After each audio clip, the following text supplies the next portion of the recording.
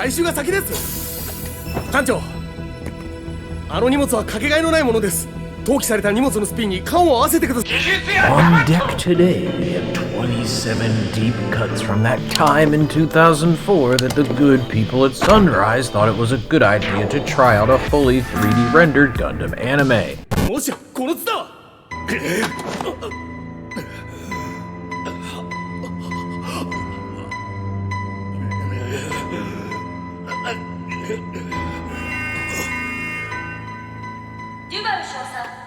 So if you like horrifying CGI from the early 2000s, or if you'd like to see some interesting machines from yet another embattled entry in the Gundam series, you're in the right place because you're about to see all suits from MS-06A to Z.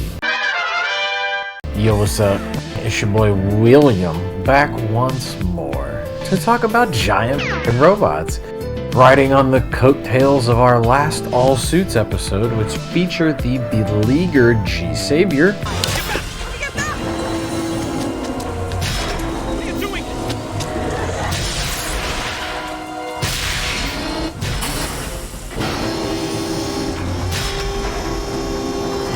I wanted to keep with the theme of lesser known and lesser quality by turning our focus to another embarrassing moment in Gundam's history, MS-IGLOO. As usual, we won't be digging into the anime itself, just covering the suits that appear in it, but if you are interested in that sort of thing, and you would like to know more about this rather misunderstood series, please check out our exceedingly thorough review of it here on the channel. Just like G-Savior, we have an absolutely atypical method of presentation here, but unlike G-Savior, we have a good amount of suits that comprise a lot of unimaginably prototypical mecha from the very beginning of the UC timeline that you may not have ever seen before. Something different than usual is that we will actually be including most of the weird prototypes that are not necessarily mobile suits, because in our eyes, they qualify this time due to being featured heavily in the anime and because they are weapons that were made to compete with mobile suits. Other than that, all of the usual rules and selection criteria will apply. With all of that behind us, let's get these suits into the hangar, huh? Number 1. EMS-10 Zudah. Kicking things off with a bang, we have the doomed failure of Zamad, the EMS-10 Zudah. Developed from the EMS-04 Zudah, this mobile suit has the terrible distinction of being reduced to nothing more than a propaganda tool, after it was discovered that the suit would break apart if its engines were pushed too far. It was said to have been upgraded with new weapons and the same engine that the MS-09R Rigdam made use of, but I can't recall the Rigdam ever experiencing any of the same catastrophic engine issues. The Zudah. Quite a tragic suit that definitely had potential as it outperformed the Zaku I in nearly every aspect, but as Zach pointed out in our MS-IGLOO review, corruption breeds incompetence. So, for some stupid f***ing reason, Zamad and Jean-Luc Duval thought it was better to push this out, even though they knew the flaws which eventually led to the birth of the Zaku series. It wasn't all bad for the Zudah though, because it ended its life being a feared mobile suit after it was forced into action, proving Rocky Balboa right once more. You see, they don't remember you, they remember the rep. You understand? Number 2. FF-X7-BST-2 Core Booster 2 Intercept Type. Soaring into view is our next entry, the FF-X7-BST-2 Core Booster 2 Intercept Type. This highly specialized and rare aircraft is a variant of the original FF-X7-BST that has been modified for atmospheric defense. Thus, it has had its megaparticle cannons removed in favor of a Gatling gun and an electronic warfare pod. Just like any smart motorist, this jet is also equipped with an additional propellant tank for going the extra mile. If you haven't picked up on our theme yet, You should after this entry. Here we have yet another specialized piece of technology that is rarely, if ever, seen outside of this anime. In fact, it is purported that only a very small number of these existed at all. Just like the Spartans in 300 though, they functioned very well in spite of their relatively small numbers, and they were desperately needed in light of Minovsky particles rendering the EFF's impressive AWACS system basically useless. 3. M-101A3 Regina. Setting our sights on the next entry, we find the M-101A3 Regina. This anti-mobile suit missile was the EFF's first answer to the terrifying scourge that was the Zaku II. Merely a stopgap solution, the Regina was capable of being used by a small squad of infantrymen to take out a mobile suit, but it was incredibly cumbersome and had to be transported in a disassembled state. To complicate matters further, it required extensive setup and could only be used in special situations like planned ambushes or defense operations. A monumental occasion here, boys. The first and most likely the last missile launcher we will ever cover in this series. Much like duct tape, it may have been a stopgap solution, but it was quite an effective one. Despite its obvious impractical drawbacks, this weapon was fairly effective and functioned about as well as possible since it was merely a more powerful anti-tank missile modified for infantry use. Perhaps its greatest asset was the fact that it was wire-guided and therefore impervious to any of the usual Minovsky particle filtering. 4. M61A5 MBT Type 61A+. Rolling onward, we come to another first, and likely last, the Type 61A+. Obviously, this isn't a mobile suit, nor does it qualify by any of our usual standards, but much like the Regina, this weapon plays quite a pivotal role and serves as the standard bearer for tank weaponry. This particular tank is a variant of the Type 61 that has been beefed up in every conceivable way and streamlined to require only 2-man crew to operate it. What we have here is essentially the super-powered version of the original Type 61, which was very impressive until Zaku II's descended from space and promptly relegated them to little more than cannon fodder. Unlike most of the Zeon entries on this list, which were sorely needed in greater numbers, the Earth Federation was right to move on from the Type 61A+, and actually clearly they did so, because this tank, right, only appears in MS IGLOO and the 8th MS team, as well as I think only 2 mangas, so they really only spent a little bit of time with it. 5. MA-05Ad Big Rang. Resupplying the boys with fresh ammunition, we come to the next entry on our list, the MA-05Ad Big Rang. This prototype support space mobile armor is truly a marvel of technology. Designed and designated as a mobile bridgehead, this mobile armor is made up of 2 parts. The AD unit, which can resupply and transport several Oggos, and the control unit, which does exactly what its name implies. Due to the existential time crunch faced by Zeon, the control unit is literally a modified MA-05B Zaku that has been affixed to the AD unit. Truly a magnificent and exquisite piece of machinery produced by the last gasp of a dying military behemoth. Arguably the most functional and viable of the prototypes on this list, the Big Rang is pretty damn great and probably should have been prioritized as a standard unit to support literally any outer space installation that Zeon had.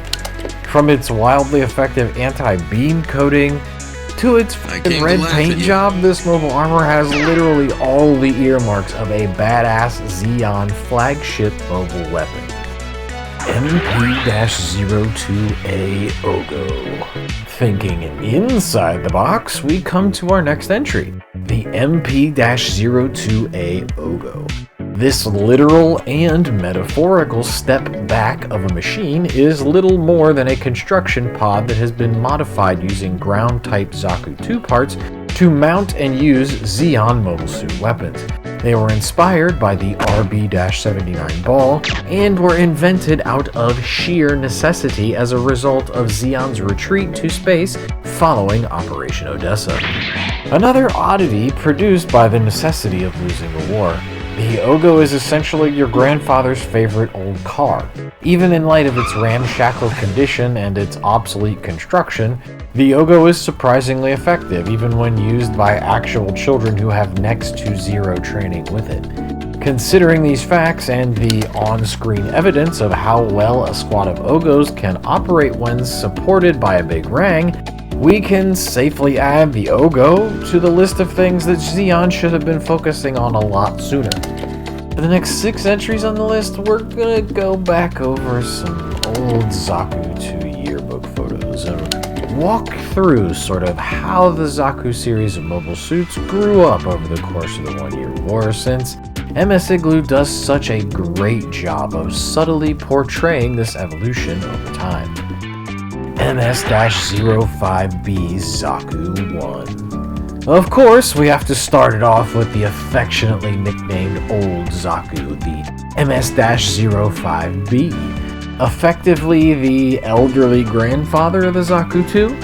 While it only shows up sparsely in this anime, it does not really get a lot of love because, like an elderly man at a nightclub, it was vastly obsolete and being pressed into duty out of utter desperation. MS-06C Zaku II Early Production Type. Moving along, we come to the MS-06 Zaku II Early Production Type. Sort of the awkward fat teenager phase of the Zaku II, this particular model is hard to physically distinguish from a vanilla Zaku II, but due to the timing of what is depicted in MS-IGLOO, we see quite a bit of it. Specifically in the very first episode, which features the fabled Battle of Loam. Feel free to correct me if I said that wrong in the comments. This particular model is said to have been Zeon's main mobile suit until the Antarctic Treaty was signed on January 31st of 0079. Much like a young lady that has finally figured out what kind of look works for her, this was the first Zaku II to feature the iconic shield and spiked shoulder combination look that would become the standard for generations to come. MS-06F Zaku II. Yes, you'll notice that the suit in these clips didn't change because we're talking about the vanilla MS-06F Zaku II, the standard bearing standard model of Zeon. Much like someone who has lost a little bit of weight, this Zaku model is visually identical to the last version. However, this version of the Zaku dropped its heavy anti-nuclear coating and had an upgraded generator, which made it considerably more mobile. It sees quite a lot of use and has its fair share of failures, but it is perhaps at its absolute strongest in MS-IGLOO because it showcases the Zaku II's initial warfare-altering level of dominance. MS-06J Zaku II Ground Type. Grounding ourselves a bit, we come to the MS-06J Zaku II Ground Type. Made specifically for in-atmosphere earthbound combat, this Zaku II is also visually identical, but features vastly different internal components. Part of the reason why MS-IGLOO decides to show the ground type in space is to illustrate just how internally different they are. On top of having all of their space-related systems removed and many other small changes, they do not even have an Ombak system, which is what allows mobile suits to operate in zero-gravity conditions. MS-06S Zaku II Commander Type. Moving on to what is easily the most famous version of the Zaku II, we come to the MS-06S Zaku II Commander Type. The all-grown-up adult version of the Zaku II, this model was created in response to ace pilots wanting a high-performance model. So they added a communications antenna, beefed up the MS-06F with better thrusters, and added a whole host of other minor improvements which gave birth to the MS-06S. MS-IGLOO shows the commander type generally handling business and making it look easy, just like an adult who has their shit together. MS-06S Zaku II Patrol Type.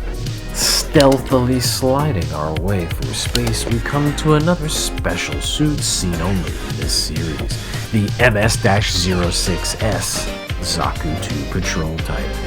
Finally, we have reached the pinnacle of Zaku technology in MS-IGLOO. Yet another unique variant of existing technology, this unit is designed specifically for long-distance reconnaissance and stealth. It is essentially a commander type that is equipped with what is possibly the strongest propulsion array ever placed on a Zaku II, and it is painted with a glossy black finish to reduce its visibility in space. What a journey the Zaku II took in MS-IGLOO and across the UC timeline in general, huh? This is by no means an exhaustive list, and there are many more Zaku II variants, but there are no more in MS-IGLOO, and there are not many that are nearly as cool as the Patrol type. In many ways, it is like the Draw C that would come about years later in Stardust memory. It is a shame we don't see more of it, and considering the intended function and how effective they were, this is definitely something that Zeon should have been making more effective use of. MS-07B-3 Gouf Custom. Up next is no mere Zaku boy, it's not even a mere Gouf boy, it's the MS-07B-3 Gouf Custom boy. A major upgrade from the original. This complete redesign was undertaken to address the Gouf's glaring flaws and enhance its obvious strengths. The idea was to make it faster and less awkward to use. So to accomplish this, the Gouf's weaponry was updated to be detachable or to be incorporated into other pieces like the shield, functioning as both a sheath for the heat sword and as a mountable hardpoint for a new 75mm Gatling gun that replaced those old and awkward 75mm machine gun hands. Ah yes, another one of my absolute favorite bubble suits. As a child, I was given the 2001 Master Grade Gunpla for this suit, and I cherished it for years. Shown only in the Gravity Front OVA, this mech doesn't get much screen time to show off its fancy new gear, sadly. Like most other people, I know this suit because of the 8th MS team and Norris Packard, but it was nice being able to see it and eat some member berries while watching MS-IGLOO, even though they destroyed it unceremoniously. Anywho, rest assured that in the future, we will get to the 8th MS team here on the All Suits series, and we will spend some quality time explaining this suit in much further detail. Look out for that. MS-09B Dom and MS-09R Rick Dom. The MS-09B Dom and the MS-09R Rick Dom. A suit we've covered in great detail in other videos. This Zimad family of suits is designed around hover technology and is much more oriented around heavy equipment. The main difference between the Dom and the Rick Dom being only that the Rick Dom is outfitted for space, while the regular Dom is an in-atmosphere, Earth-use mobile suit only. Not much more to say about this workhorse that we haven't already said in other videos, so this is another member of my childhood Gunpla collection that is now forever lost to time in some dump somewhere, I'm sure. The Dom and the Rick Dom see plenty of screen time, and they function just about as well as any other Zeon mobile suit, except they look like a fucking kendo student while doing it. MS-14 Gelgoog. Dialing up another one of Zeon's greatest hits, we find the next entry, the MS-14 Gelgoog. The pinnacle of Zeon mobile suit technology during its time, the Gelgoog surpassed even the Gundam itself in terms of raw performance. It was armed with state-of-the-art beam weaponry and armor. Keeping with the theme of a lot of these powerful Zeon machines, there just weren't enough of them to make a large difference. Another one that we have covered extensively in other videos. This mecha sees a fair amount of screen time in MS-IGLOO and takes part in the final battle of Apocalypse 0079. Herbert von Cuspin's custom Gelgoog also looks pretty damn badass. Longtime watchers will know the Gelgoog is a fantastic machine, and like many other things on this list, it is something that Zeon should have prioritized much sooner. MSM-07Di Ze'gok. Moving squarely into the weird, we come to our next entry, the bizarre MSM-07Di Ze'gok. Designed as the control and mobility unit of the mobile diver system, the Ze'gok might be one of the strongest and stupidest designs ever to see the light of day in a Gundam anime. Like many of the other suits on this list, it was pressed into service, and they had to make do with what they had, so, much like the Big Rang, the boys at Zeon decided to slap an MSM-07 Ze'gok onto the top of what was finished to serve as a control module. Based on what we see of the Ze'gok in MS-IGLOO, I have to say that this is easily one of the most dangerous and stupidest fucking things I have probably ever seen in a Gundam anime, okay? It is hard to wrap my mind around the operational viability of something like this, and the fact that Zeon decided to dedicate so much time and effort to creating something like this says a lot about how unfocused and out of touch Zeon's engineering goals truly were. Much like the Zune, it was something that you can't imagine that there was much demand for to begin with, and it failed miserably. QCX-76A Jormungand. It's time to reload and take aim at the next entry, the QCX-76A Jormungand. Only a scant few meters short of the same length as a Musai-class battleship, this mammoth super-large fusion plasma gun is truly the ultimate expression of artillery in the Gundam universe. Much like the Regina that we detailed earlier, this weapon was extremely cumbersome and required disassembly to be effectively transported, in addition to needing a full crew to operate. A very interesting piece of equipment here that was, once again, crippled by a poorly thought out design. Its biggest drawback is that it absolutely has to rely on forward spotters to tell it where to aim, because it was designed to have a ridiculously large firing range, so due to the fact that Minovsky particles exist, and they make any kind of long-range electric sighting impossible, they kind of were pressed between a rock and a hard place with this one. This gun and its failures serve as a symbolic representation of military technology, passing from the old age of big guns to the new age of mobile suits. And this is a recurring theme with a lot of these guns, and I pointed that out here, and we also point that out in the reviews, so if you'd like to hear more about that, go check that out. RX-78-2 Gundam. Yes, that's right, the White Devil. The RX-78-2 Gundam is the next entry on our list. It shows up in the anime for what seems to be about half a second, but the manner in which it is portrayed is delightfully terrifying. Given the time frame of MS-IGLOO, the RX-78-2 is still king and still dominates all of its opponents off-screen in a different anime. We've detailed every inch of this machine extensively up to this point, so we won't waste your time covering old ground. In MS-IGLOO, we only see this bad boy briefly, but the screen time is used to truly drive home how terrifying it must have been to be one of the many Zeon pilots who met their end at the hands of Amuro Ray's boundless teenage angst. RB-79 Ball. Up next, we have another familiar face, the RB-79 Ball. Little more than a construction machine that was repurposed to be a military machine, this little fella was ubiquitous during the One-Year War.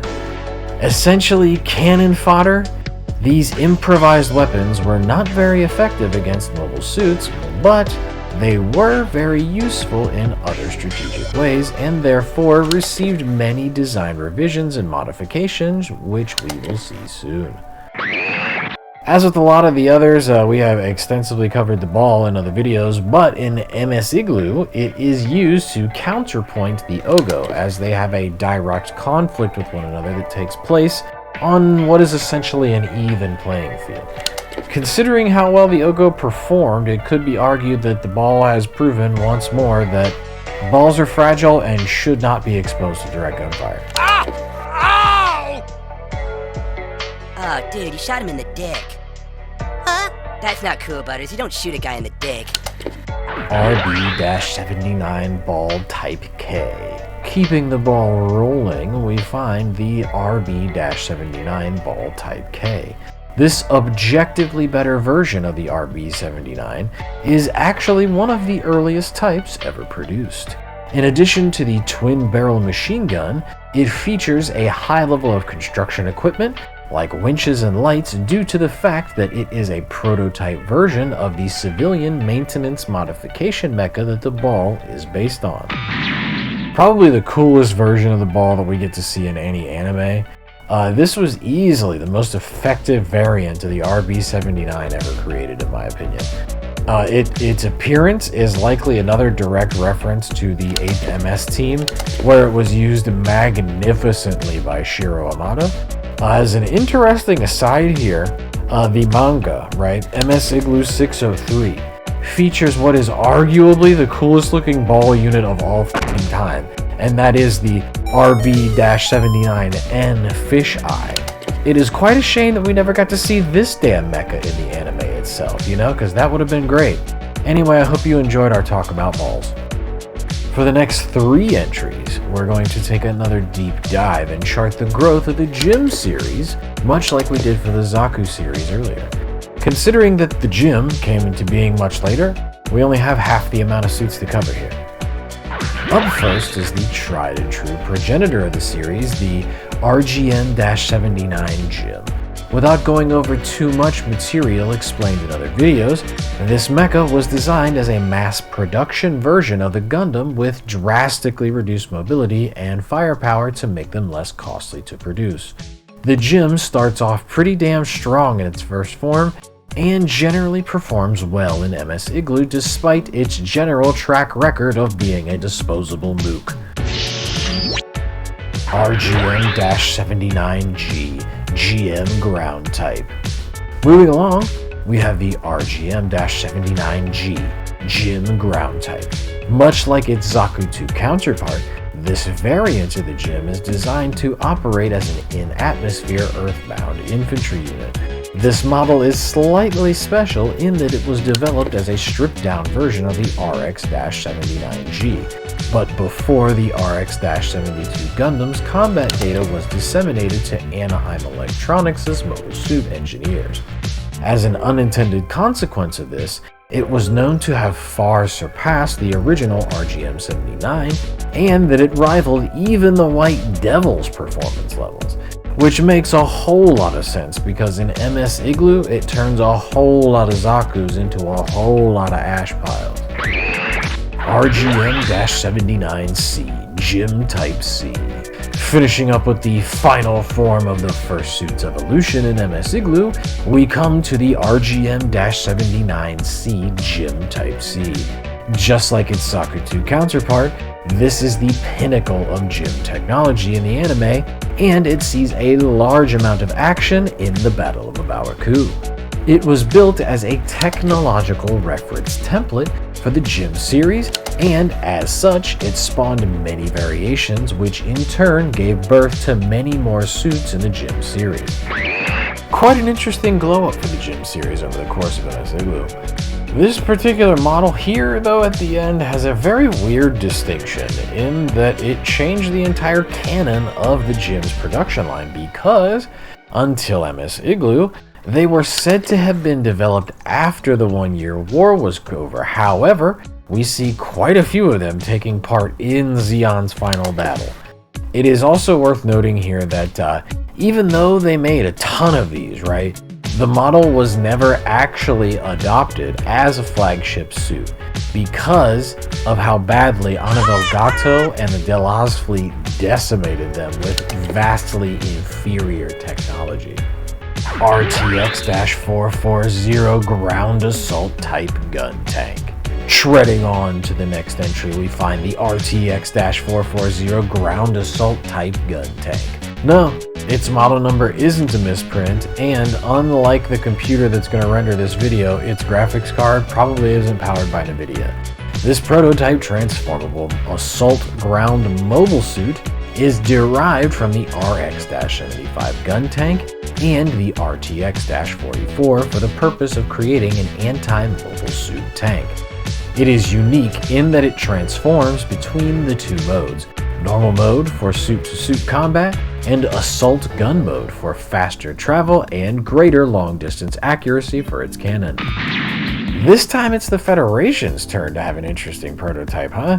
What we have here is something that looks rather odd and impractical that somehow still functions really freaking well, like that Susan Boyle lady. Considering the Guntank was scrapped altogether, and how the main theater of combat moved from Earth to space, it seems that with this entry on our list, it is also the Federation's turn to have an example of too little too late. YMT-05 Hildolfir. Don't you worry, there's still plenty of tread left for our final entry on the list, the YMT-05 Hildolfir. Feast your eyes on the only mobile tank in all of Gundam history. Not a mobile suit or a mobile armor, but a literal mobile tank. Witnessing these clips here will hammer home exactly how accurate that description is. Completed in UC-77, this impressive mecha was designed to incorporate both versions of mechanized combat into one single unit. Easily one of the most powerful weapons ever made in any age, this big fella here was capable of taking on and sinking anything on land, including all of the various aerial battleships and land cruiser battleships of the One-Year War. It is very fitting that we end this list with the Hildolfir. Other than the Big Rang, I think it is perhaps the best example of something that Zeon, again, should have spent much more time developing and producing. The fact that this absolute chad of a mecha sat gathering cobwebs for 2 years after it was completed is flat out ridiculous, and truly illustrates how badly Zeon screwed up its engineering endeavors, right? This is a very important factor, because remember, always, that to win a long war with a powerful foe, you must always be thinking of ways not only to be the best trained army, but also the most technologically superior army at all times. Well, that's the entire list, but as those of you who can count know, we're not quite done here. There is one more hidden mech that is tucked away in this OVA. All throughout MS IGLOO, UC timeline buffs are treated with awesome cameo sequences after awesome cameo sequences that interlock with the main story in a lot of fun ways that also tie up any sort of plot holes and add an interesting level of explanation to those little connective pieces of tissue in the story, right? So as a parting gift, I wanted to bring one such cameo to your attention. But as you can see here, we are at the beginning of a Baoku, right? And there's all sorts of stuff floating around in the sky. So right there, you see, right there's your timestamp. Right there's your timestamp. UC 0079, December 31st. Right there. So, and now that here we are, so just before the Battle of Baoku, and you can clearly observe that there are, in fact, 4, count them, 1, a 2, a 3, and a 4 MA-05 Big Rang, just casually hanging out here, right next to this ship. So this is significant because both the wiki page for this OVA and the Bigro don't necessarily include the fact that this happens right here. So it proves once more that wikis aren't always a definitive source of information, and that you should always double check those damn sources. Hopefully someone who edits over there sees this and corrects that error. Generally, I really like that Gundam wiki, and I wish them the best. With all that said, that's it and that's all. This is the end. Thank you for spending your time with us here talking about big ol' robots. If you liked what you saw, please throw us a like and subscribe. Super easy, only takes you 5 seconds, and you can always take it back if you want. We won't judge you either way. If you want to donate directly, you can do so on Cash App, or if you would like to support us in the absolute most effective way, you can become a paid member here on YouTube or over at thewebinar.locals.com, where you get access to all sorts of fun behind-the-scenes perks. Thanks again for being here. Stay tuned for the next All Suits video, and let us know if you'd like to see us cover a specific Gundam anime down in the comments. We'll see you next time. Peace! 何してるの？作業手順を守れ。手順なんか守っていたら時間内に投下できませんよ。それをやるのが国務大尉殿はじゃあ張り切っておられますな。似てる。国のおふくろが飼ってるヨークシャテリアに。は？またよく吠えるんだ。